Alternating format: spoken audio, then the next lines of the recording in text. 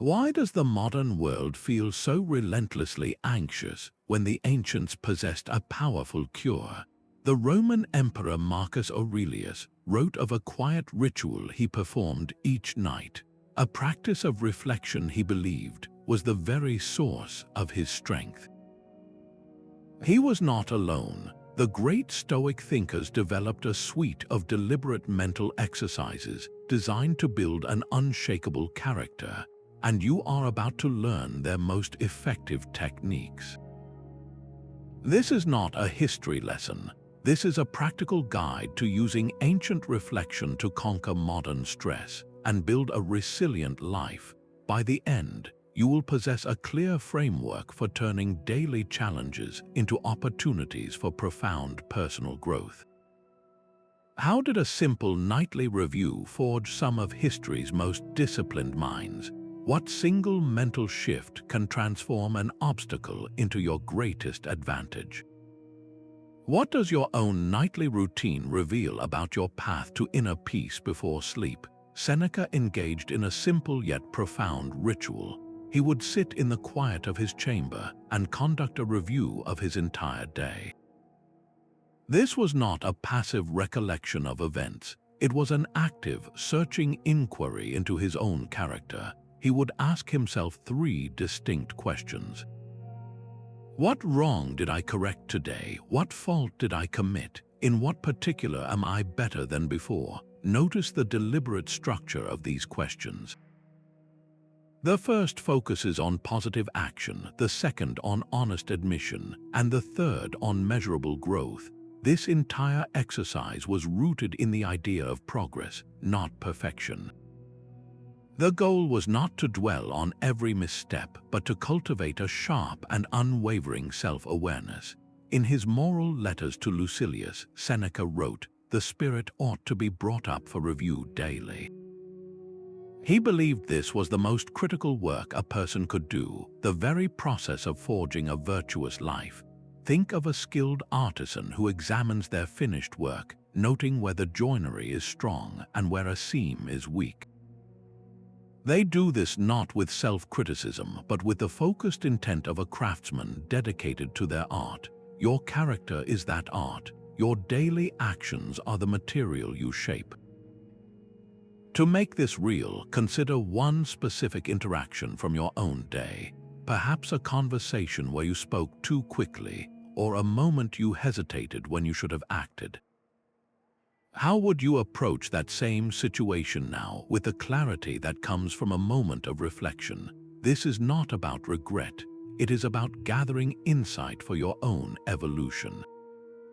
That moment of reflection after a difficult day gives you a powerful advantage. But what if you could build that resilience before a challenge even appears?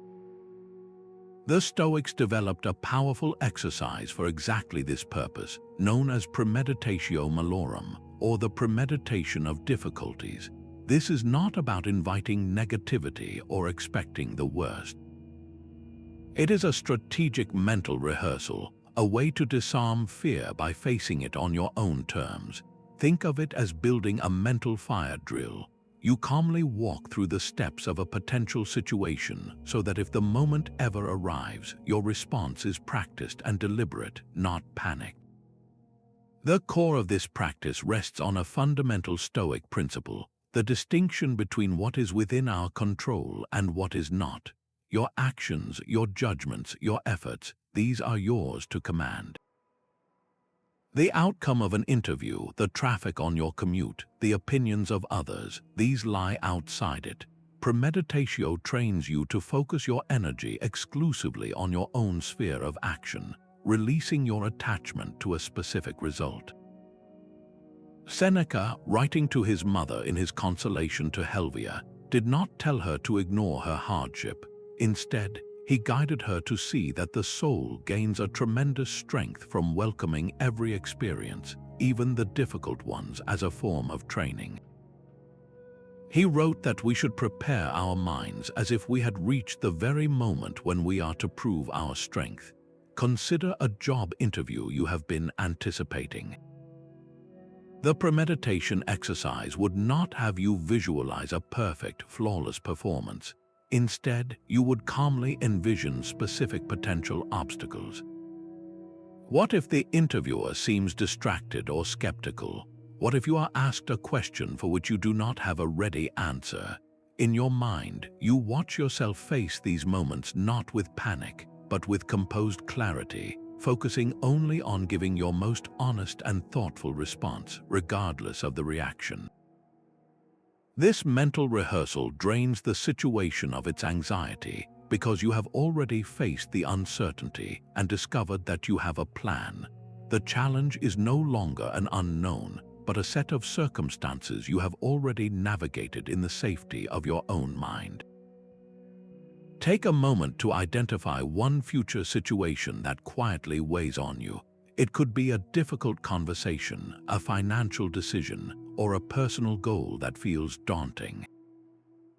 Now close your eyes and for just a few seconds, visualize yourself stepping into that moment.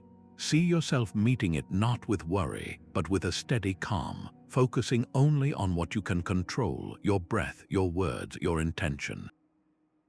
You are not trying to predict the future. You are preparing your mind for the possibility of adversity. Step back in your mind's eye and see your life from the vantage point of the stars. Watch as your entire world shrinks to a pale blue dot, your city a faint smudge, your home a microscopic speck. This is the Stoic exercise of the view from above, a profound mental shift designed to instantly recalibrate your sense of scale. It is not about dismissing your feelings, but about placing them within a context so vast that their weight becomes manageable. The goal is to shrink the ego and expand your perspective, realizing that your concerns, while real to you, are playing out on a stage of almost infinite space and time.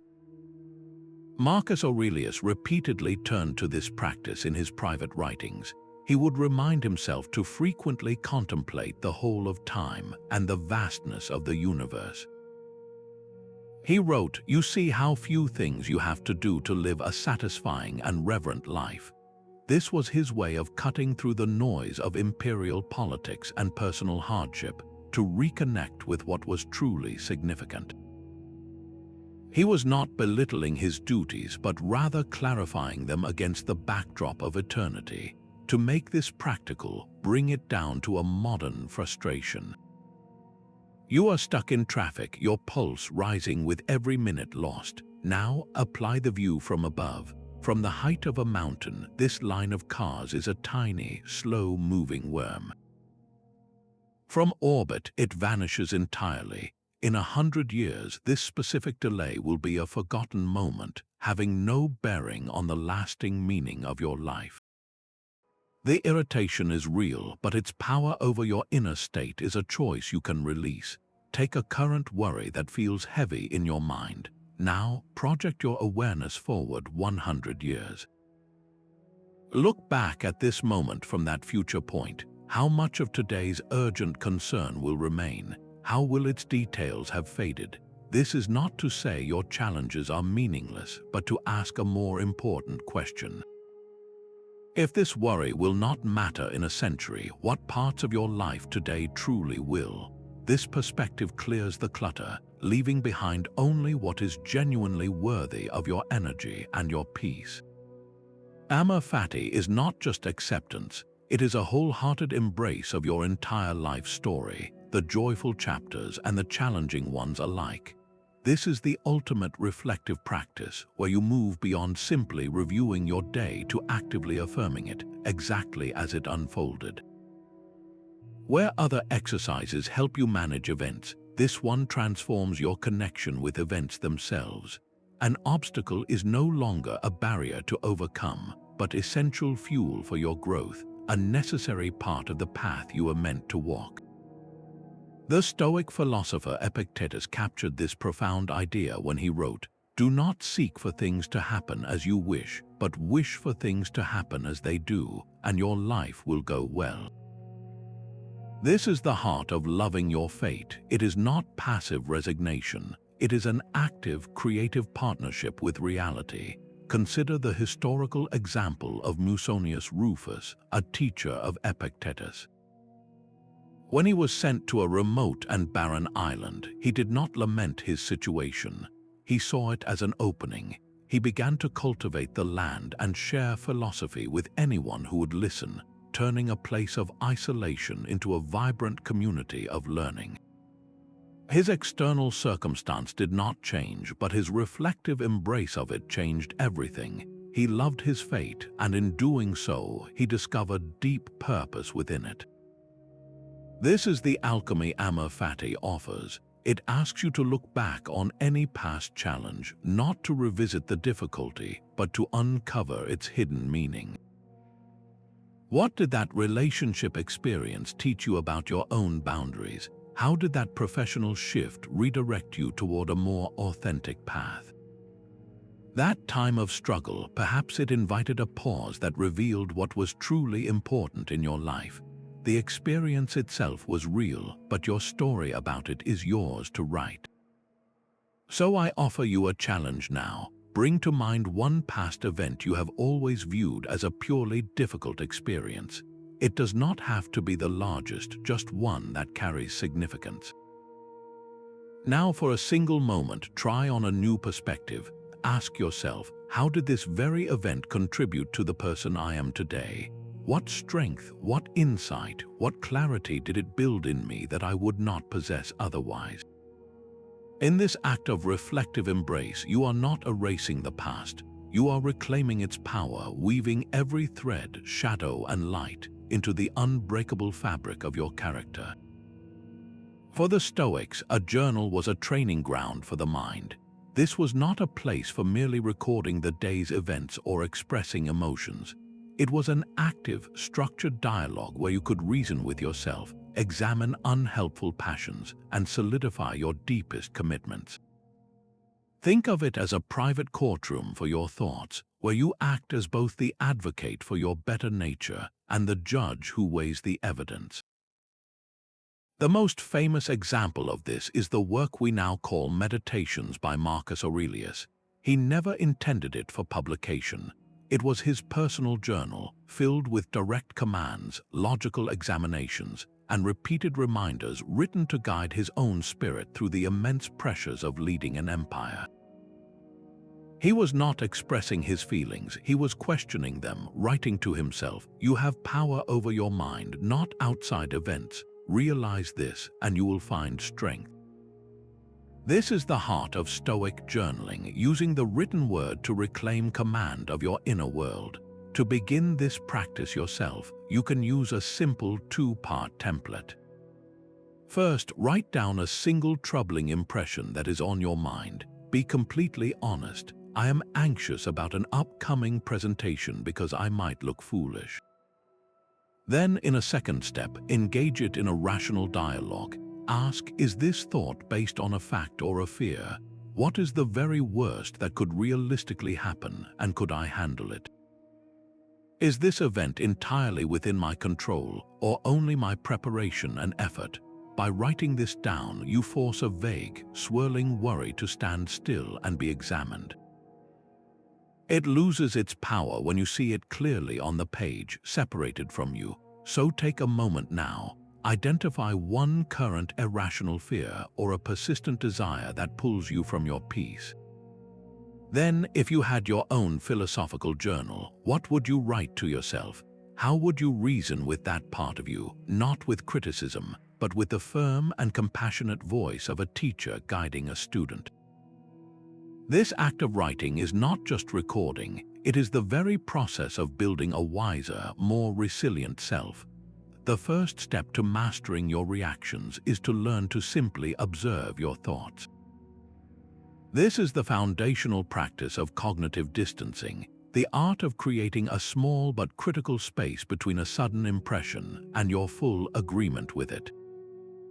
Imagine a thought or a feeling arrives in your mind, a flash of frustration at a critical comment or a surge of nerves before a big meeting.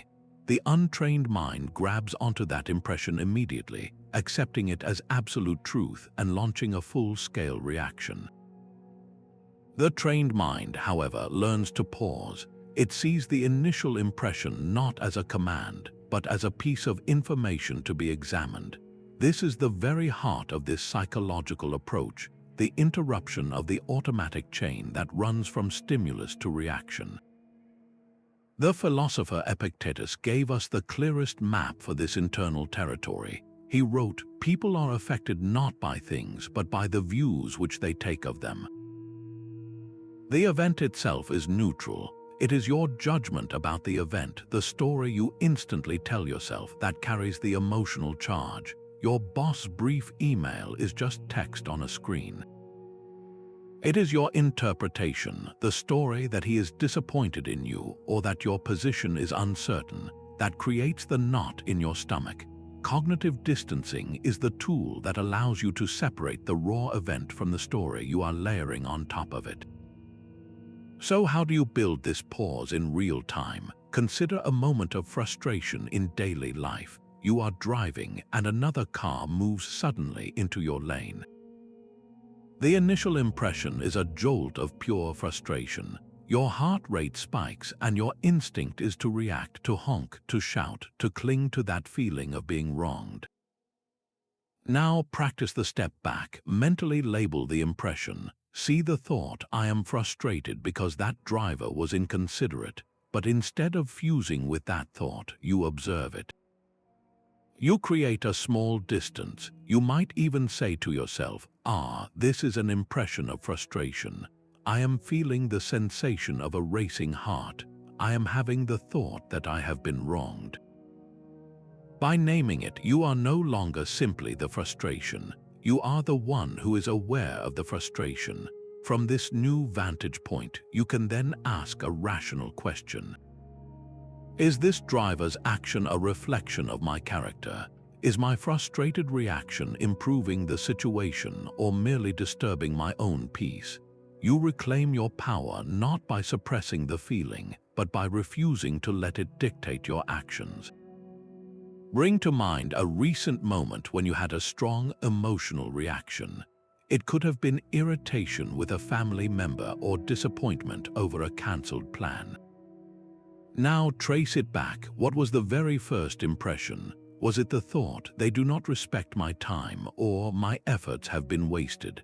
Identify that initial spark. Just by recognizing it, by holding it up for a quiet moment of observation, you have already begun the most important work of building a resilient and reasoned life. How much of your mental energy is spent wanting things that are ultimately outside your control? The Stoics identified this misdirected desire as the primary source of our inner turmoil, and they developed a powerful discipline of reflection to correct it. This is not about suppressing your ambitions, but about refining them, ensuring your deepest wants are aligned with what you can truly command. The goal is to channel your life force away from fragile external prizes and toward the unshakable ground of your own character. Epictetus opens his Enchiridion with this fundamental distinction, writing, "Some things are up to us, and some are not up to us. Our opinions, our impulses, our desires, these are up to us.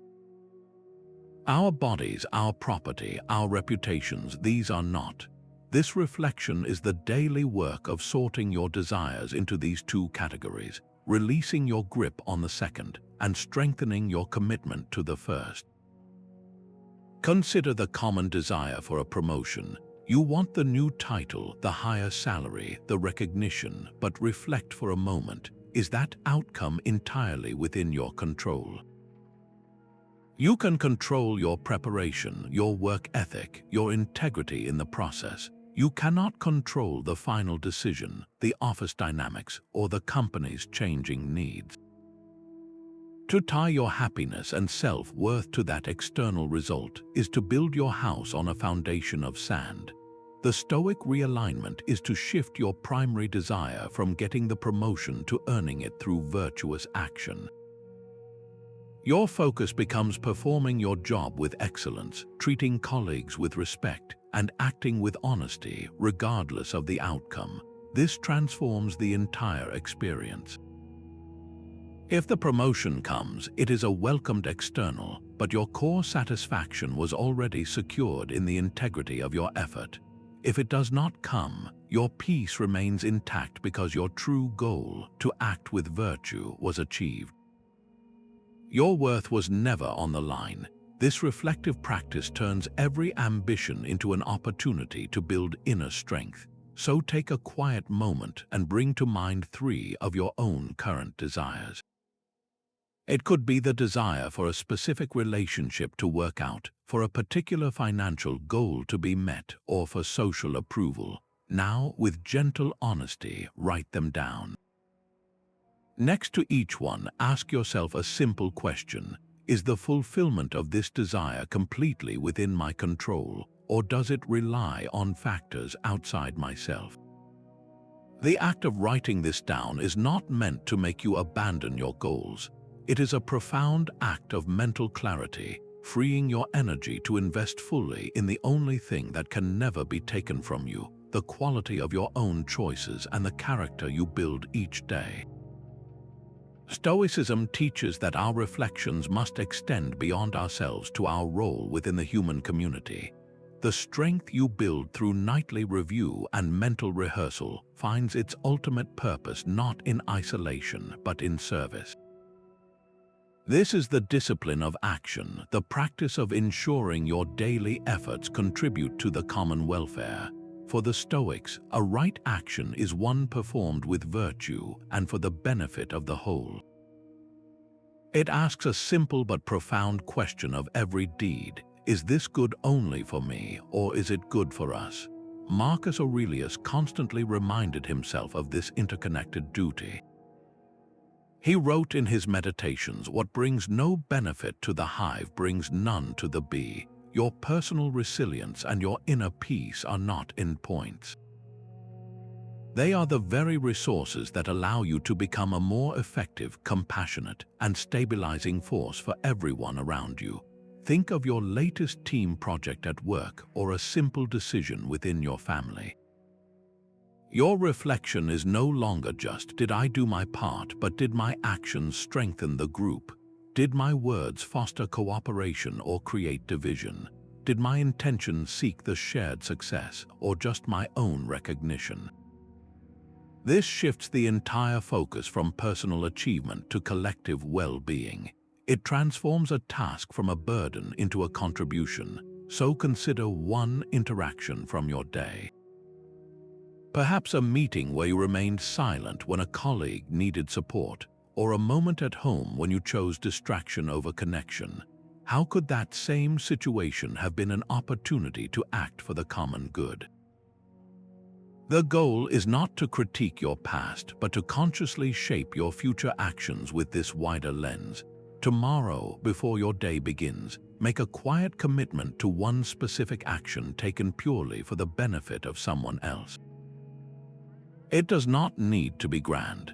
It could be a thoughtful piece of advice offered without expectation of return, or simply the gift of your full attention in a conversation. In this deliberate act, you are not losing yourself.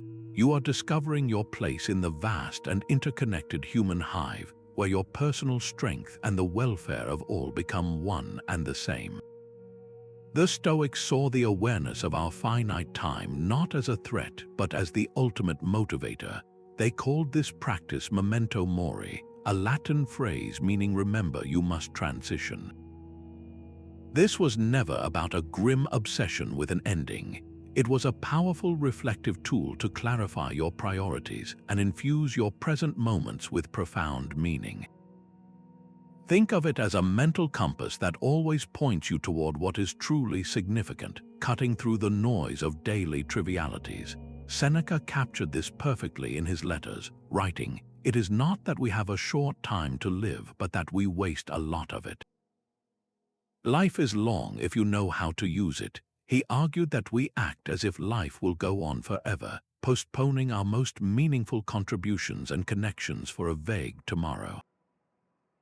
Memento Mori gently dissolves that illusion, inviting you to live with the urgency and gratitude that comes from knowing your time is limited and precious. Marcus Aurelius offered a similar reflection for his own practice, urging himself to remember you could leave life right now. He was not imagining an exit. He was using that clear possibility to ensure that his current actions, his present state of mind, were aligned with his principles. He asked himself, let that determine what you do and say and think. This is the heart of the practice. It is a filter for your decisions. How would you approach your work, your conversations, your quiet moments if you carried this awareness not as a burden, but as a clarifying force? You can see this principle in action with any project that has a firm deadline. Knowing the time is limited focuses your effort with incredible precision. You stop procrastinating on minor details and concentrate on the essential outcome. Memento Mori applies that same focusing power to your entire life. It asks, if this day, this year, this lifetime is your project, what is the essential work? What trivial concerns are you allowing to consume your energy that, in the grand scheme of your one precious life, simply do not matter? So here is a reflective prompt to make this personal. Take a moment and write down your answer to this question. If you knew with certainty that you had only 1 year left to live, what would you do differently? Would you work those extra hours, or would you spend more time with the people you love? Would you remain silent in a conflict, or would you seek understanding and reconciliation? Your answers are not a blueprint for drastic life changes. They are a mirror reflecting your deepest values, showing you what you already know is important, but may have allowed to be overshadowed by the immediate and the urgent. This reflection is your chance to begin closing that gap, to start living right now, a life so full and meaningful that whenever your time comes, you can look back without a single regret. Build a habit of inserting a single, conscious breath between an event and your reaction to it. This is the Stoic pause, a moment of micro-reflection woven directly into the fabric of your day. It takes the philosophical principle of cognitive distancing and turns it into a living, breathing practice you can use in real time. That small space you create is where your freedom truly lies, the freedom to choose your response rather than being controlled by an initial impulse. This is the practical power of withholding your assent, a term Epictetus used to describe our agreement with a first impression. He taught that the faculty of assent is within our power, that we can choose not to immediately agree with a troubling thought. A critical comment arrives and your mind instantly produces a story of being disrespected. The Stoic pause is you, in that sliver of time, choosing not to give your full agreement to that story. You observe the impression, you feel the surge of emotion, but you do not yet act.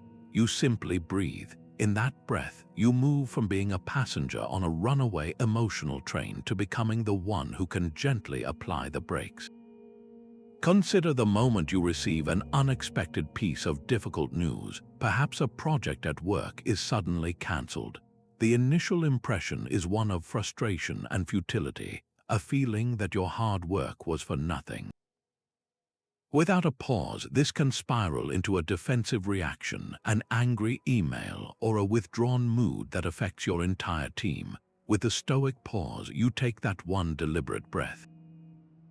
You acknowledge the feeling of disappointment without letting it command your keyboard or your tongue. From that comma center, you can then ask a different question. What is within my control right now? Perhaps it is to seek clarification with a neutral tone, or to pivot your efforts toward a new priority with resilience. The event itself has not changed, but your relationship to it has been completely transformed. Your response is now a chosen action, guided by virtue, not a raw reaction driven by passion. Your challenge is to practice this Stoic pause just once before the day is done. Identify a minor trigger, a moment of slight irritation when someone interrupts you, or a flicker of anxiety from a new message. When it happens, let your first act be a single, conscious inhalation and exhalation. In that brief stillness, you are not just waiting, you are building the foundational habit of a mindful and resilient life. What would the wisest version of yourself do in this situation? This is the heart of the Stoic practice of contemplating the sage, an ideal model of perfect judgment and virtue. The Stoics understood that a flawless human being was exceptionally rare, perhaps even a theoretical ideal, but they found great power in using that ideal as a compass. By reflecting on the actions of a hypothetical or historical figure who embodied wisdom, they created a steady standard against which to measure their own impulses and decisions. This was not about reaching perfection, but about setting a clear direction for growth. It turns every daily choice into a small, practical question, not what is easiest, but what is most aligned with the person I am striving to become. Figures like Socrates, who faced his final moments with profound calm, or Cato the Younger, known for his unwavering integrity, served as living templates for this kind of reflection. When you are faced with a complex ethical dilemma at work, perhaps a situation where taking a shortcut would be easy and profitable, you can pause and genuinely ask yourself, what would Marcus Aurelius do? How would a leader dedicated to justice and the common good navigate this pressure?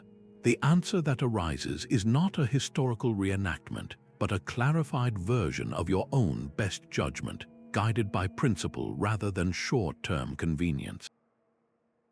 This practice gives you access to a counsel of wisdom at any moment, so take a moment now and identify one person, real or imagined, who embodies wisdom for you. It could be a historical figure, a beloved mentor, or even a fictional character whose moral strength you admire. Then bring to mind a current challenge you are facing. What single piece of advice would that person give you? In that quiet act of reflection, you are not looking for an external solution. You are drawing out the deepest wisdom that already resides within you, giving it a voice and a standard to follow. The Stoics found profound peace in contemplating the intricate, lawful web of nature.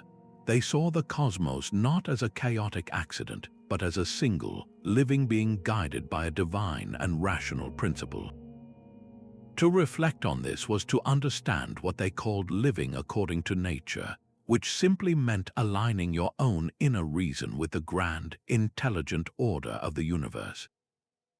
This practice was not an escape from daily life, but a way to find your essential role within an immense and beautiful system. Marcus Aurelius constantly returned to this idea for comfort, writing in his private journal, "All things are woven together with one another, and the connection is sacred." He reminded himself that everything works in concert to form a universal harmony, even the events we perceive as obstacles or hardships.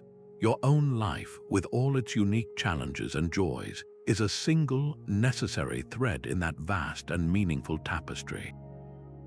You can experience this same sense of connection today without any complex philosophy. Simply step outside on a clear night and look up at the stars. In that moment of awe, as you gaze at the countless points of light, your personal worries begin to shrink to their true proportion. Or consider the intricate balance of a local park, where every insect, bird, and blade of grass exists in a delicate, interdependent dance. You are not a separate observer of this system. You are a participant, your breath part of the air, your life sustained by the same natural laws.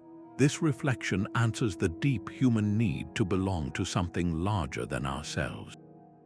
It transforms feelings of isolation into a quiet confidence that you have a place and a purpose here.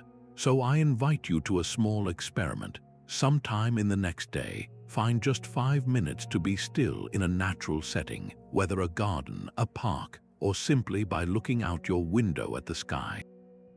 Observe without judgment. Watch the way a leaf moves in the wind or how clouds slowly change their shape. As you watch, gently hold this question in your mind. How does my existence, with all its thoughts and actions, contribute to the harmonious functioning of this whole? You may not find a verbal answer, but you will likely feel a shift, a quieting of the ego, and a deepening sense of being exactly where you are meant to be. For a Stoic, gratitude is not a passive feeling but an active search for the good in every situation. This is a disciplined hunt for the hidden benefit, the lesson wrapped in a hardship, the strength forged in a moment of difficulty. It is a practice that directly counters the restless ache of entitlement, that nagging sense that life owes you more, and replaces it with a deep and abiding contentment. You train your mind to focus intently on the abundance you already possess, rather than the distant prizes you have yet to acquire. Seneca saw this with remarkable clarity. He wrote that we often treat the gifts of life as mere entitlements, failing to see the incredible fortune in our most basic provisions. He asked us to consider the roof over our head, the clean water we drink, the simple fact of a new day. These are not small things, but profound blessings we have done nothing to earn. To reflect on them is to rediscover the wealth that has been with you all along. A practical way to embody this is through a nightly ritual. Before sleep, list 3 specific things for which you are genuinely grateful. The first 2 might be simple, like the warmth of a shared meal or the quiet support of a friend. But make the third one something that initially appeared as a setback or a frustration. Perhaps it was a project that fell through, forcing you to explore a new direction you now love. Or a difficult conversation that, while uncomfortable, finally cleared the air and brought honesty to a relationship.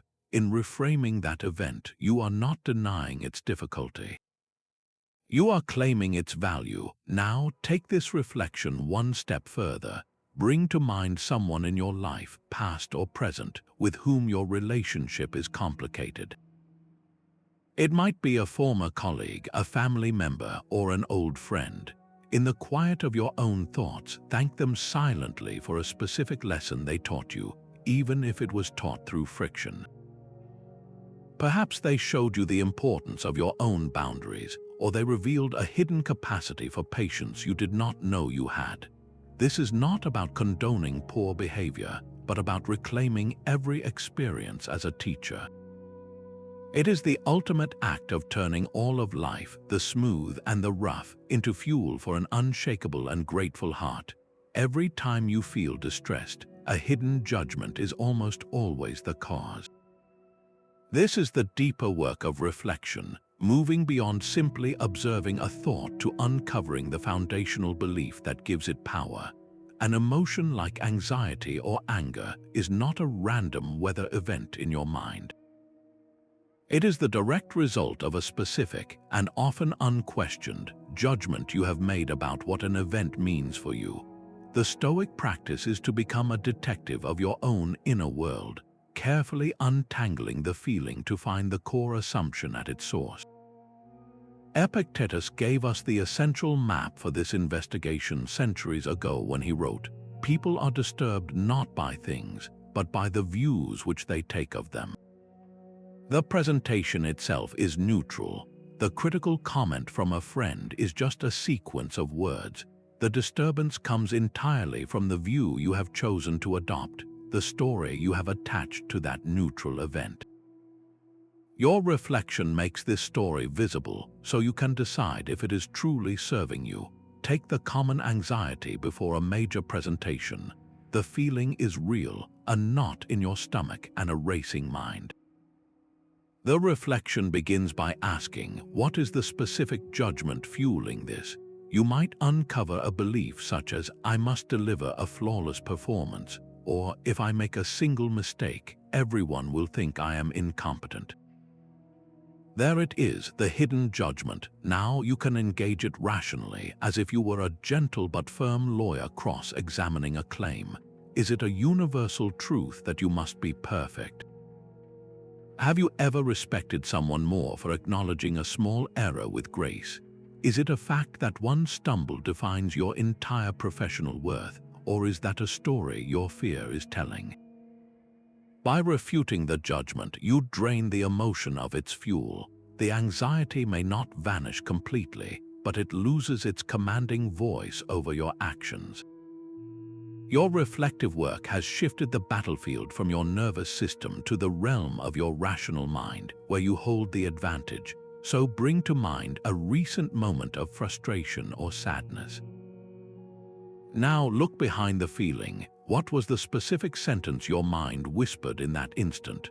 Was it, "This situation is unfair and therefore unbearable," or "This person's action means they do not respect me"? Write that judgment down. Seeing the words on paper separates you from them. You are no longer the frustration. You are the one who can look at the thought, understand its origin, and with quiet clarity, choose a wiser, more resilient view. The Stoics believed in periodically making life a little harder on purpose.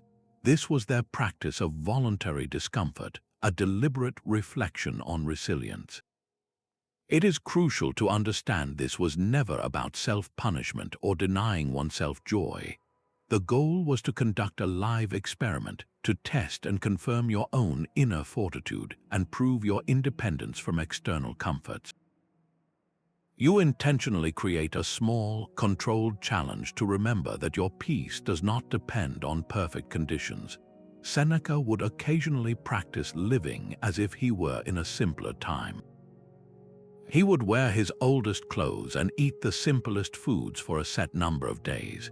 He wrote that he did this not because he could not afford better, but to reassure himself that if his fortune were ever lost, he would not be losing anything truly essential.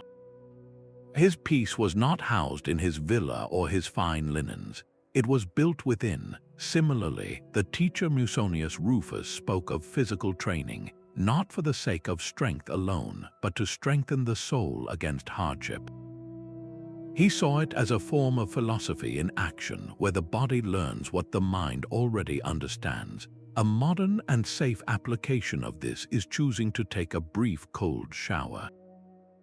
The initial sensation is not pleasant, but as you stand under the water, you are encouraged to breathe deeply and to find a calm center. You discover that the feeling is manageable, that you can move through it, and that you emerge on the other side feeling more alert and inwardly strong.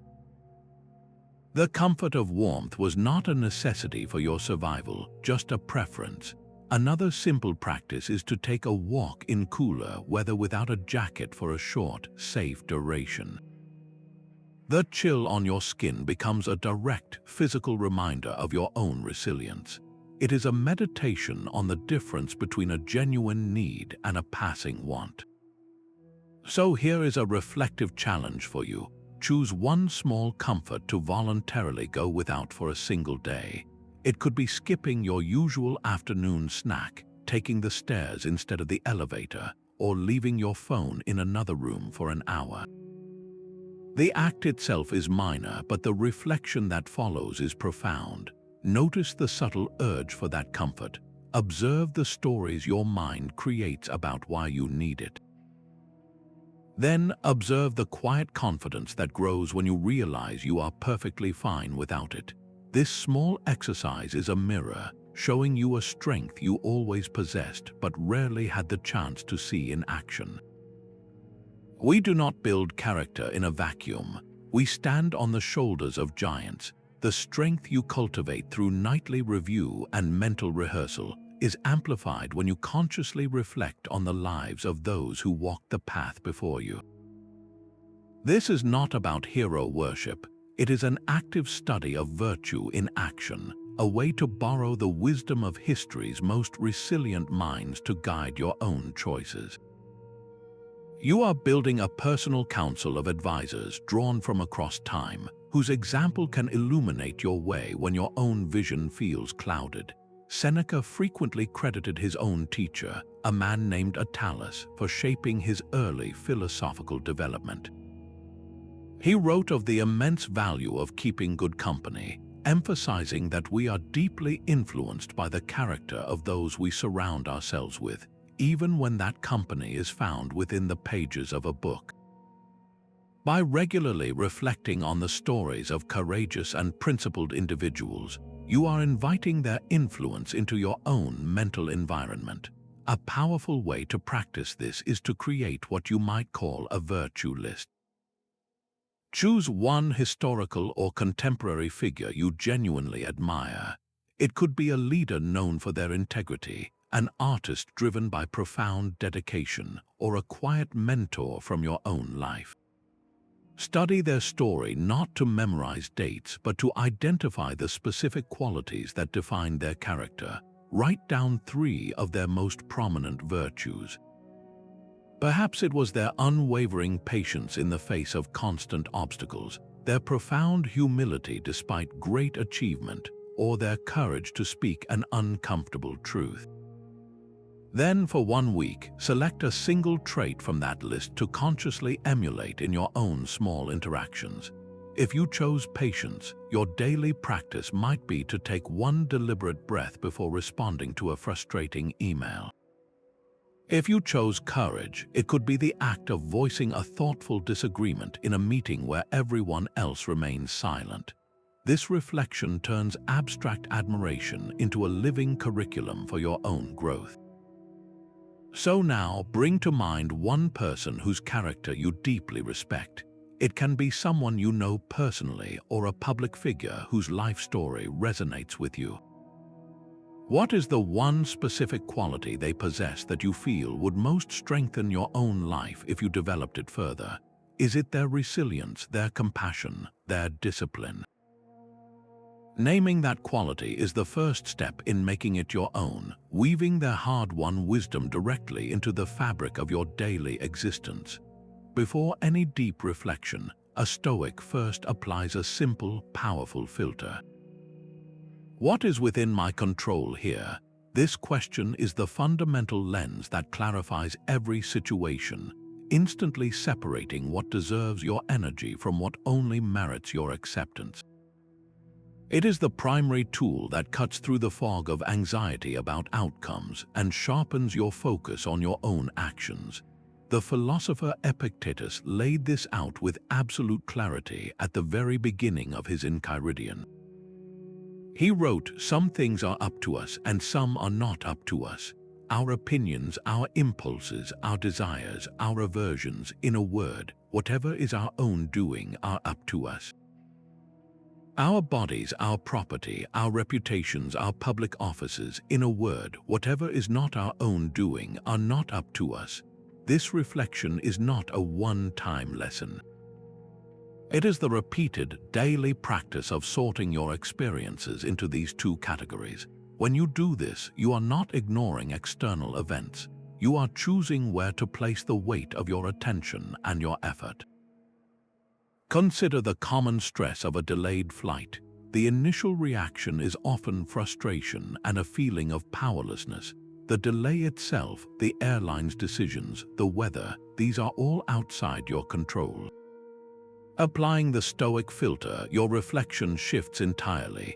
You ask, what is within my control right now? Your answer might include your calm demeanor, your decision to use the extra time to read or plan, your polite interaction with airline staff, or simply your choice to breathe deeply and accept the reality of the moment. The situation has not changed, but your relationship to it is transformed. Your energy is no longer wasted fighting an immovable object. It is channeled into managing your inner state and your next wise action. This reflective filter turns a source of agitation into an opportunity to practice patience and resilience. Take a quiet moment now and bring to mind a single current problem that is weighing on you. It could be a work deadline, a personal disagreement, or a financial concern. Now, take out a piece of paper or open a note on your device. Draw a line down the center. On one side, write what is within my control. On the other, write what is not. Be ruthlessly honest as you list each element. The act of writing this down physically externalizes the mental division. You see your sphere of influence clearly defined, and you can consciously release your grip on the column of externals, freeing your mind to engage fully and effectively with the only things you can truly command. The highest level of Stoic practice is to be a calm observer of the storm while you are in the middle of it. This is reflection in action, the art of maintaining a watchful presence when pressure is at its peak. All your previous work, the nightly reviews and mental rehearsals, converge here in the heat of the moment. It is not about suppressing emotion, but about creating a small, silent space within yourself from which you can witness the turbulence without being consumed by it. You learn to act from a place of conscious choice, not raw reaction. In the midst of his military campaigns, Marcus Aurelius constantly turned his gaze inward. He would write reminders to himself, not in the quiet of his study, but surrounded by the activity of the frontier. He urged himself to remember that the obstacle to action advances the action, and that what stands in the way becomes the way. He was not denying the reality of the situation. He was mentally stepping back to observe his own judgments, ensuring his decisions were guided by reason, not by the passion of the moment. Picture yourself in a tense meeting. Voices are rising and a critical decision hangs in the balance. The instinct is to become defensive, to argue your point more forcefully, to get swept into the emotional current. Reflection in action looks different. In that same room, you consciously feel your own heartbeat. You notice the impulse to interrupt, and you choose instead to listen fully. You observe the group dynamics as if you were a researcher, noting the underlying concerns driving the discussion. From this place of detached observation, your response, when it comes, is not a retaliation. It is a considered question that addresses the root of the tension, or a calm statement of principle that settles the entire room. Your power lies not in controlling others, but in mastering your own internal state. Your challenge is to practice this during your next mildly stressful event. It could be a difficult conversation with a family member or a moment of frustration in a long line. Your single goal is to notice, observe the physical sensations that arise, the warmth in your face or the tension in your chest. Listen to the tone of your own internal voice. Are the thoughts loud or are they quiet? Simply witness these reactions without the need to judge them as good or bad, without the immediate need to act on them. In that act of pure observation, you will find the eye of your own hurricane, a stillness that no outer chaos can disturb. The Stoics saw the world not as a collection of separate beings, but as a single, living organism. They called this profound connection Sympatheia, the understanding that every part of the universe is woven together in a delicate, rational harmony. To reflect on this was to see your own life as an essential thread in a vast and beautiful tapestry, dissolving the deep sense of isolation that so often fuels our anxieties and replacing it with a quiet, grounding sense of belonging. This is the final layer of Stoic reflection, one that turns inner resilience into outward compassion and purposeful action. Marcus Aurelius captured this duty of cooperation perfectly when he wrote in his Meditations, "What brings no benefit to the hive brings none to the bee." He then expanded on this, reminding himself that we are made for cooperation, like feet, like hands, like eyelids, like the rows of the upper and lower teeth. To act against one another then is contrary to nature, and it is acting against one another to be vexed and to turn away. Your own peace and strength are not meant for you alone. They are the very resources that allow you to function as a healthy, supportive part of the whole.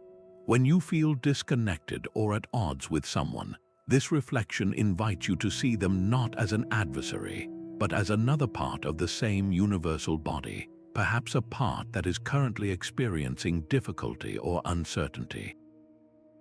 This shift in perspective is the very essence of empathy.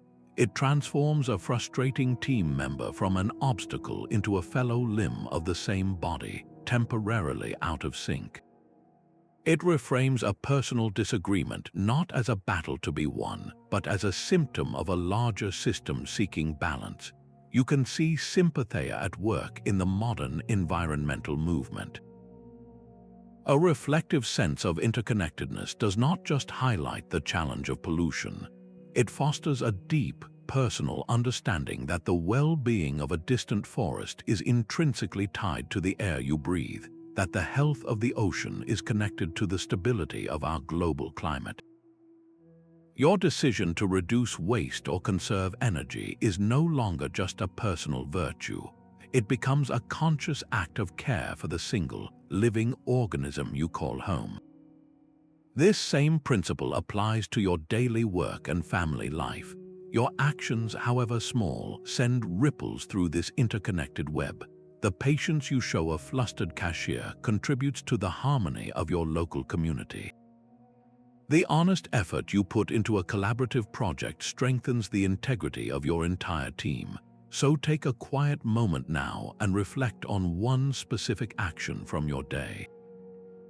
It might have seemed entirely personal and insignificant at the time, like choosing a kind word over a sharp retort, or completing a task with diligence when no one was watching. Now consider its invisible connections. How might that small act of kindness have altered the course of another person's afternoon, allowing them to extend more patience to someone else? How did your diligent work provide a more stable foundation for the next person who depends on it? In this reflection, you are not just reviewing your day. You are discovering your vital, irreplaceable role in the endless, interwoven dance of existence. For a Stoic, an obstacle is not a block in the road, it is the road. This is the core of the reflective refrain, a mental habit that actively searches for the opportunity sewn into the fabric of every setback. It transforms your relationship with difficulty, turning it from an enemy to be defeated into a training ground where your greatest virtues are forged. The Roman Emperor Marcus Aurelius, facing countless military and political challenges, wrote this powerful reminder to himself: the impediment to action advances action. What stands in the way becomes the way. He was not reciting a simple motivational phrase. He was engaging in a deliberate act of reflection, training his mind to perceive the hidden utility in every barrier. An obstacle, when viewed through this lens, is no longer a random misfortune. It is a precise instrument designed by circumstance to test and develop a specific part of your character. A moment demanding patience is an exercise in building calm. An unfair criticism is a drill for practicing humility. A project that did not go as planned is a masterclass in resilience. This reflective practice is the difference between being shaped by events and consciously shaping yourself through them. Consider the experience of a project falling short of its goals. The initial, untrained reaction might be one of frustration and a sense of personal disappointment. The reflective refrain, however, invites a different kind of inquiry. You sit with the experience and ask, what did this outcome teach me about my own assumptions? Did it reveal a need for better planning or clearer communication with my team? How has this experience, precisely because it was difficult, made me a more seasoned and insightful professional than I was before? The outcome itself is not celebrated, but the profound growth it makes possible is embraced. This is how an obstacle becomes fuel. It provides the necessary friction to sharpen your skills and the heat to temper your resolve. Your challenge now is to bring this reflective power to a current challenge in your own life. Identify one obstacle you are facing right now, whether in your work, your relationships, or a personal goal.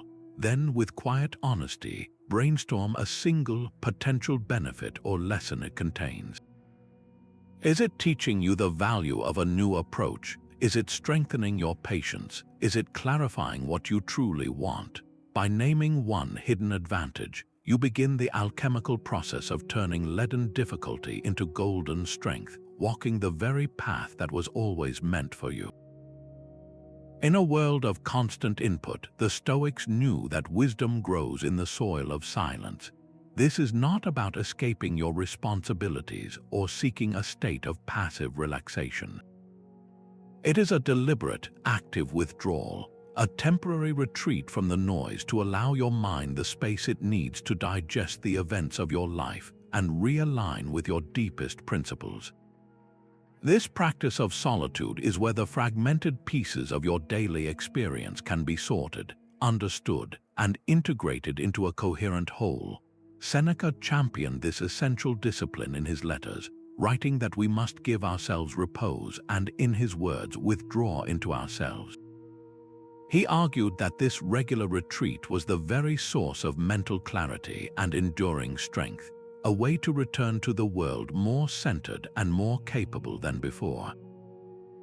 To make this tangible, consider a simple starting point. Commit to a daily 10-minute walk without your phone, without a podcast, without any external input. Use this time not to plan or problem solve, but to simply let your mind wander and settle. Observe the rhythm of your breath and the sensation of your feet on the ground.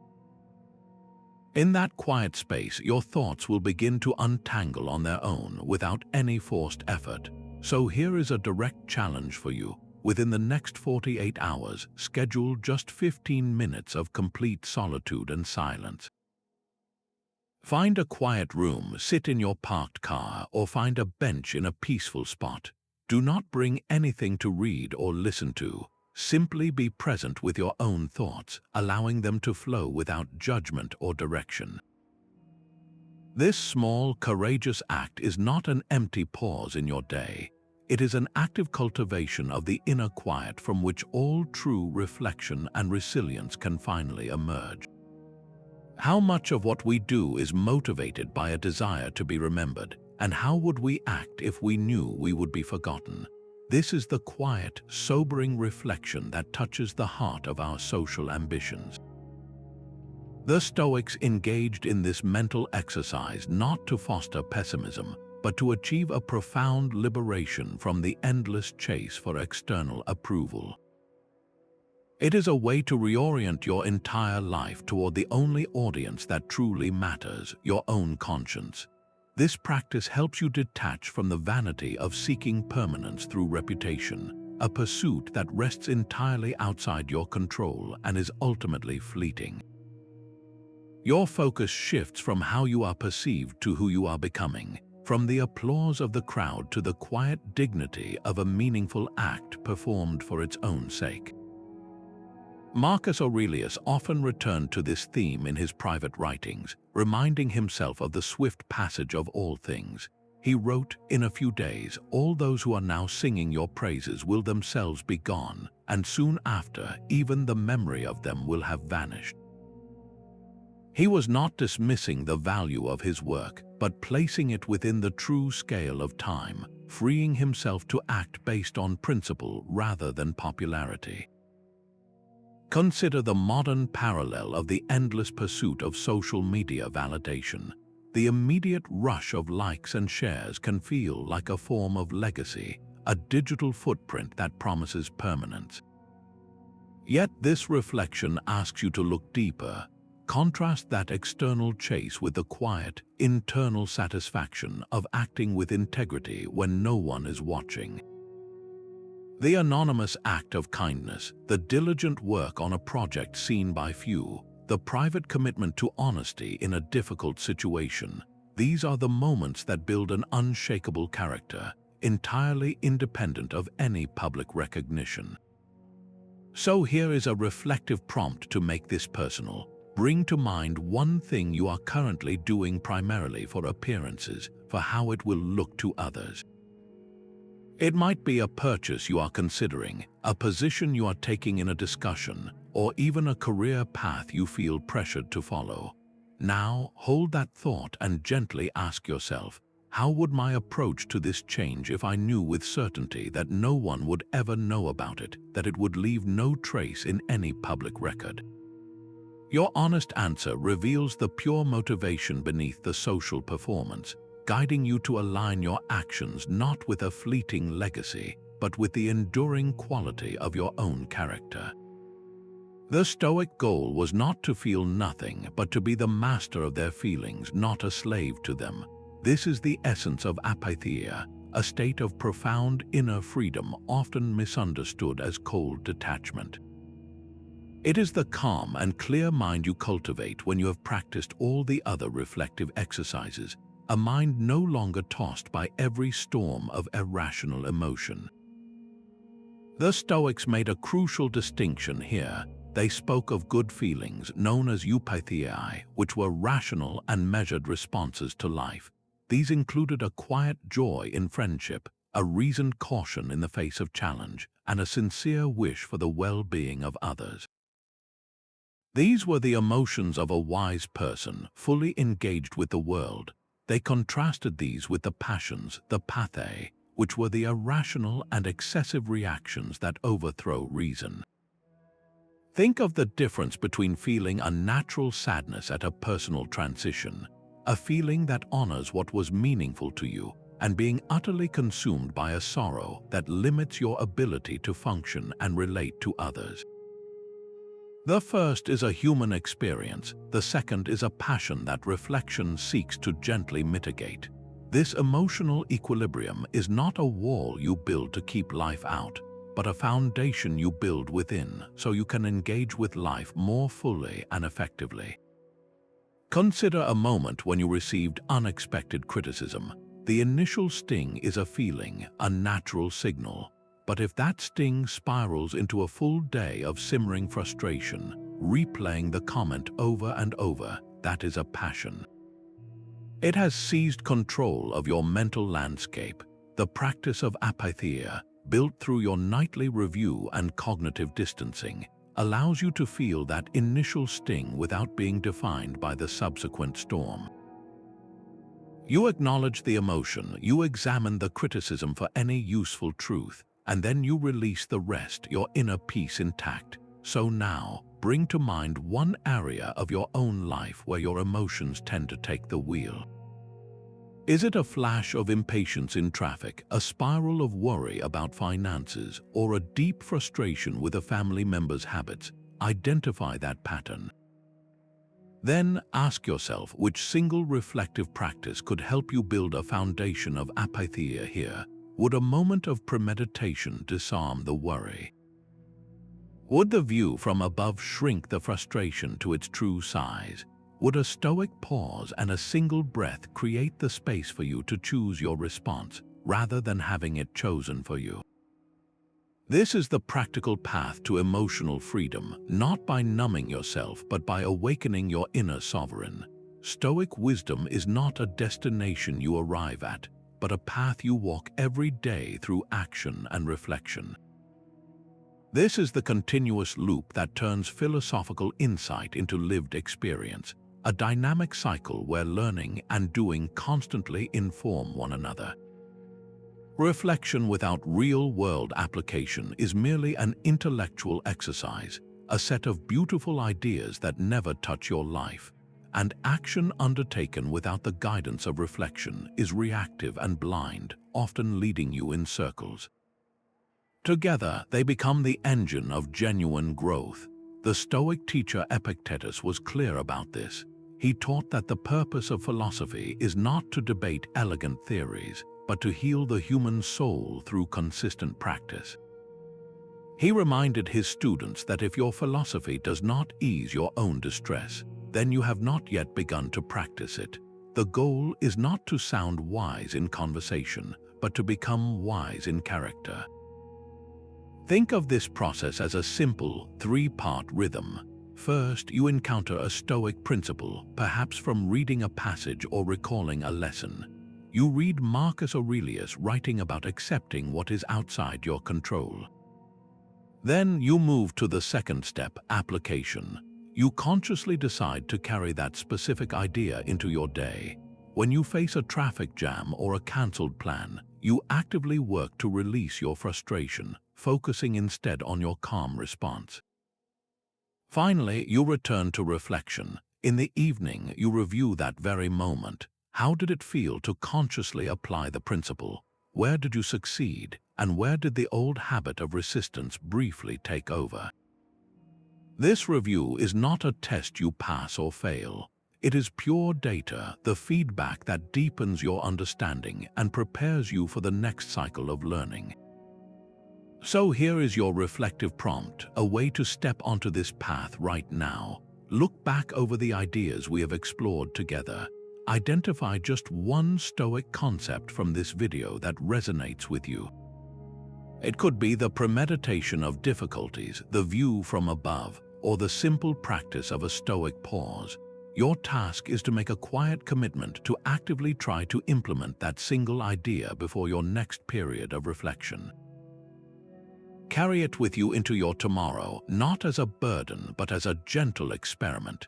Then, when you next sit in quiet review, you will have your own lived experience to reflect upon, closing the loop and taking one more deliberate step on the unending path of building a resilient life.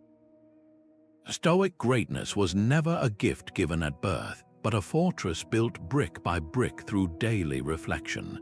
Each practice we have explored, from the quiet nightly review to the thoughtful preparation for challenges and the gentle distancing from unruly thoughts, serves a single, unified purpose. They are the tools for constructing what the Stoics called an inner citadel, an unshakable core of character that remains steady no matter the storm outside. Your mind holds this transformative power. Marcus Aurelius captured this ultimate truth when he wrote, "The soul becomes dyed with the color of its thoughts." This is not a passive observation. It is a declaration of your own creative authority. Your deliberate reflections are the dye that colors your entire experience of life, allowing you to find meaning in hardship and peace in the midst of chaos. Do not see these exercises as another item on your to-do list. See them as the most important work you will ever do, the daily craft of shaping a resilient and purposeful existence. This is your path to building a life not of passive endurance, but of active and profound meaning. If this journey into practical wisdom has resonated with you, consider subscribing to this channel for more guides to living well.